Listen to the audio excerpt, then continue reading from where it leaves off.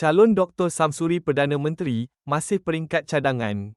Marang, Presiden PAS, Tan Sri Tuan Guru Abdul Hadi Awang menyifatkan cadangan pemuda PAS supaya naib Presiden PAS, Datuk Seri Insinyur Dr. Ahmad Samsuri Mokhtar diangkat sebagai Perdana Menteri sebagai masih di peringkat cadangan. Beliau berkata, perkara berkenaan belum dimuktamadkan dan memerlukan pertimbangan sewajarnya.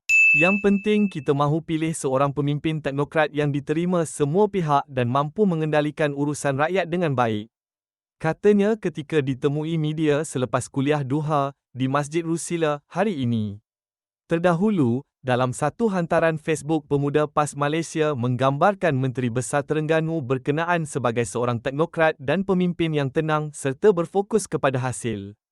Pemuda PAS berkata, Ahmad Samsuri yang juga dikenali sebagai dari SAM bukan seorang ahli politik yang gemar berdrama, sebaliknya lebih dikenali sebagai pemimpin yang bekerja dalam diam tetapi membuahkan keputusan nyata. Tinjauan reaksi pengguna media sosial tersebut menunjukkan hantaran berkenaan menerima sambutan kira-kira 21,300 tanda suka setakat ini, selain mendapat pelbagai komen sokongan.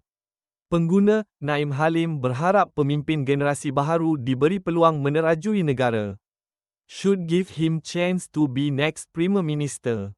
New generation, fresh adaptation, katanya.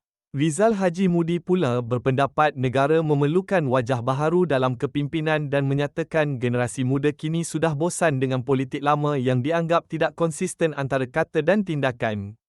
Kita bagi muka baru pula PM Malaysia seterusnya. Asyik muka lama sahaja yang di-recycle. Orang muda dah bosan sebab cakap tak serupa bikin. Rakyat tak nak tengok PM yang kaki joget asyik menghina rakyatnya sendiri, ujarnya.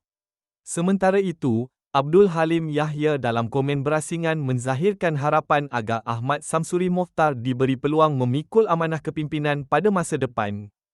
Saya mendoakan Dr. Samsuri akan menjadi PM11 dan memberikan keadilan kepada rakyat Melayu Islam khususnya bila Melayu Islam semakin dizalimi di tanah tumpah darah ini.